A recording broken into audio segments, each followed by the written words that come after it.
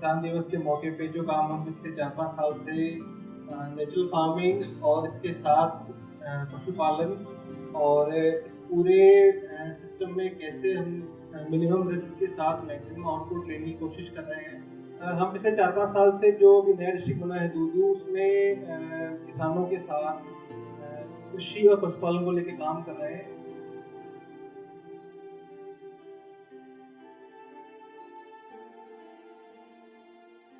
सभी प्रजापालक धरती पुत्र किसानों को मेरा जय बलराम।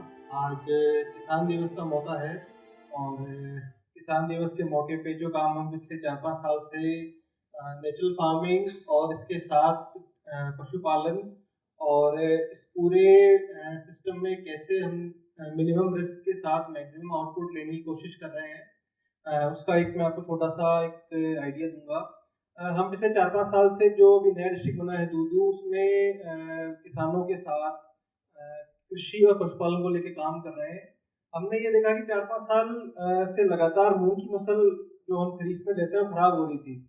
और चूँकि हमारे यहाँ कृषि थोड़ी अलग है, क्योंकि खरीफ की जो फसल है उसमें हम इनपुट हमारा सबसे ज़्यादा लगता है, खासकर पेस्टिसाइड का काफ़ी इन्वेस्टमेंट होता है। रबी फसल हम हमारी इरिगेटेड होती है तो उसमें बहुत कम हमारा खर्चा आता है, लेकिन पैसा सबसे ज़्यादा रबी फसल देके जाती है।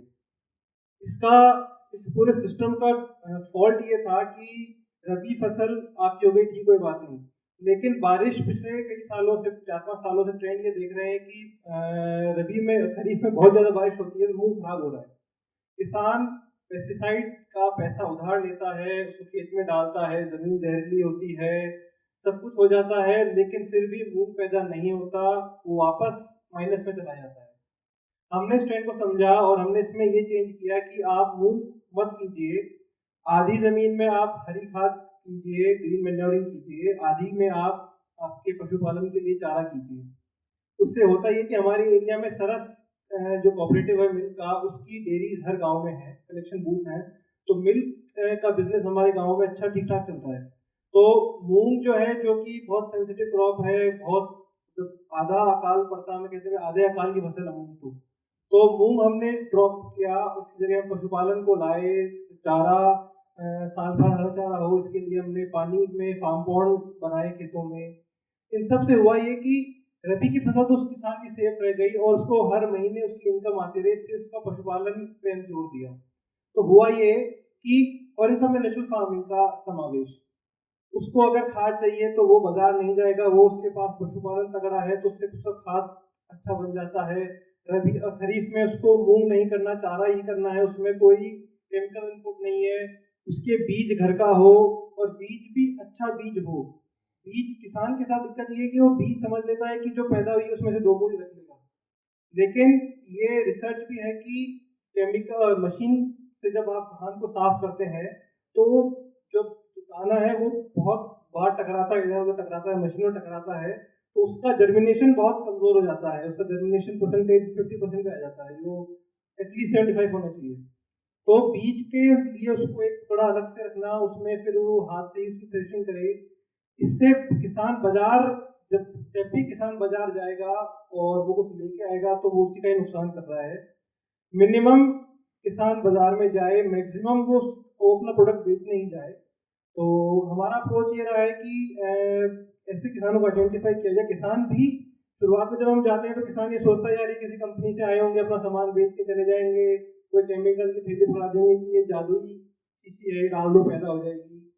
तो थोड़ा समय लगा किसानों को कन्विंस करने में कि आप इस पद्धति को अपनाइए, ये कोई एक चीज़ नहीं है, ये एक स्टाइल ऑफ फार्मिंग है जो अभी हमारा एरिया में अभी सूटेबल हमें दिख रही है।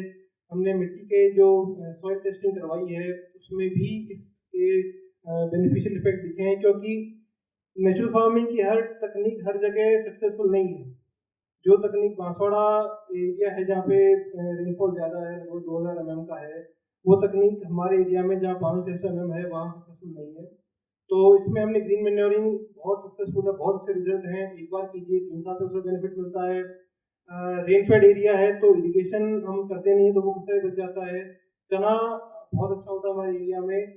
इसमें जो नई वैरायटीज आई हैं सरकार की, वो दुर्गापुरा में ही डेवलप हुई है और ड्राउट रेजिस्टेंट हैं, उनको हम किसानों के बीच में धीरे धीरे इंट्रोड्यूस कर रहे हैं। और हम काम कम कर रहे हैं, किसान खुद किसानों को ज़्यादा बता रहे हैं, देख देख के किसान सीख रहे हैं और उसको फिर अडॉप्ट कर रहे हैं। ऐसे किसान हम हर गांव में, हमारा भी ये लक्ष्य है कि हम ऐसे 5 चैंपियन किसान खड़े करें और वो 5 किसान ही आगे इस काम को करवाएंगे और किसानों से भी, और ये कारवां चलता रहेगा। इसमें देखिए होता क्या है कि सीएसओ के पास प्रोजेक्ट आया, उसने काम किया, जब तक वो चीज़ चलती रही और फिर वो हटी और वो चीज़ भी जीरो हो गई, वापस किसान बाजार गया, वो जहर पी लाया। तो ये कोलैप्स ना हो, इसलिए हमने ऐसे चैंपियन किसान को खड़ा कर रहे हैं, नर्चर कर रहे हैं, ताकि वही इस काम को हमारा, हम काम करें ना करें, वो काम जमीन पे चलता रहेगा। ये काम हमारा